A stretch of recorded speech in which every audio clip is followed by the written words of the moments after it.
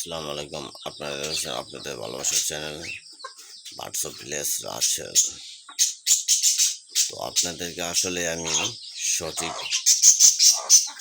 ট্রিটমেন্টটাই দেওয়ার চেষ্টা করি,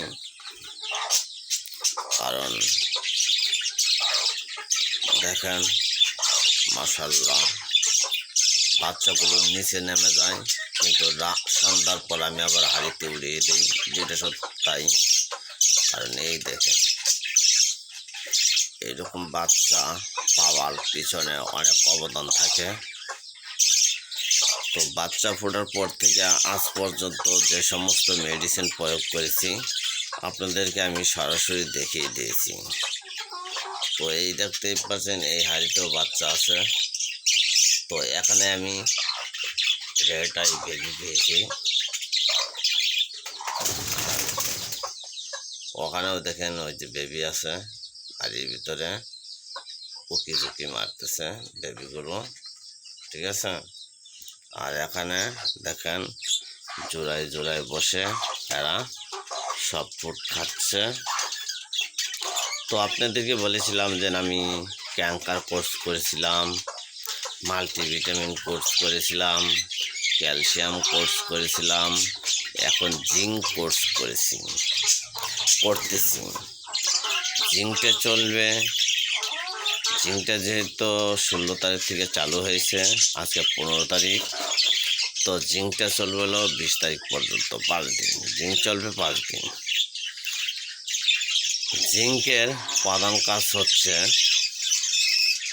মানে এদের যে পালকগুলো আছে পালকগুলার সৌন্দর্য বৃদ্ধি করবে, পালকের যে একটা ত্বক আছে সেইটার ক্লিয়ার করবে, এবং এই জিঙ্ক কিন্তু অনেক টাইমে বেবিদের পাতলা পায়খানার হাত হতে রক্ষা করে।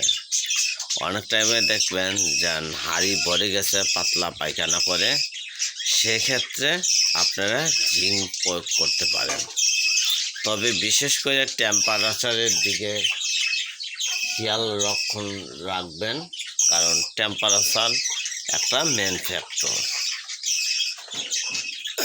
তো আপনারা জিঙ্ক এটার কোর্স অবশ্যই করাবেন পাখির জন্য, কারণ জিঙ্কও পাখির জন্য অনেক একটা গুরুত্বপূর্ণ বিষয়। জিঙ্কের কোর্সটাও আপনাকে করায় ফেলবেন, ঠিক আছে। জিঙ্কের পর তারপর কি করব সেটাও আপনাদেরকে ভিডিওর মাধ্যমে দেখিয়ে দিব।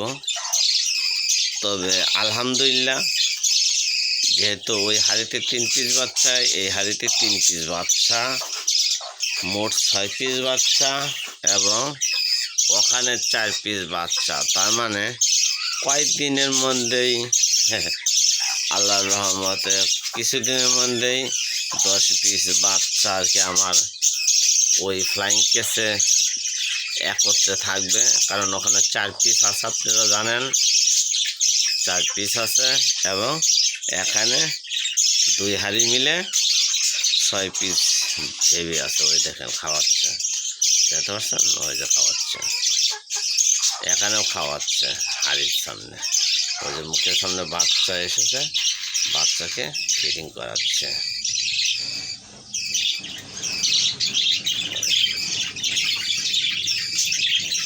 আর ওখানে ওই যে বাচ্চাটা নেমে আসবে, বোঝা যাচ্ছে ওর বাপ খাবে। ওই যে পিছন থেকে আরেকজনের মাথা দিয়ে ঠেলতেছে, মানে ও মুখ বের করবে, ঠিক আছে, ও মুখ বের করার জন্য ওকে ঠেলতেছে। ওই দেখেন দেখেন আর সব ফুল কীভাবে খায়। তো আজকে চিন্তা ভাবনা করতেছি, বেবি যদি নেমে আসে, এই হাড়ির বেবিগুলো যদি নেমে আসে, তাহলে আর হাড়িতে উঠিয়ে দিব না। আজকে সে সমস্ত বেবি নেমে আসবে, এরপর থেকে আর হাড়িতে উঠিয়ে দিব না, ঠিক আছে। আর এই বেবিগুলো ছোট, এগুলো নেমে আসলেও এদেরকে উঠিয়ে দিতে হবে বাধ্যতামূলকভাবে, এদেরকে উঠিয়ে দিতে হবে। কারণ এই বেবিগুলো ছোট ছোট বেবি, ঠিক আছে। নাড়াচাড়া করতেছে হাড়ির ভিতরে, কেউ মুখ বের করে উকি দিচ্ছে। এই দেখেন আপনাদের জানাচ্ছি, এই যে কাঙ্ক্ষিত সেই বেবি, এই যে রেটাই বেবি, এই দেখেন রেটাই বেবি। আর ওইটা ছিল ব্ল্যাক আই বেবি, এটা ব্ল্যাক আই বেবি। আর ওই যে ফেদার যেগুলো উঠে পড়েছে সেটা রেড আই বেবি। ওই দেখেন লুকিয়ে আছে, দেখছেন লুকিয়ে আছে, ওই দেখেন ফিডিং করছে।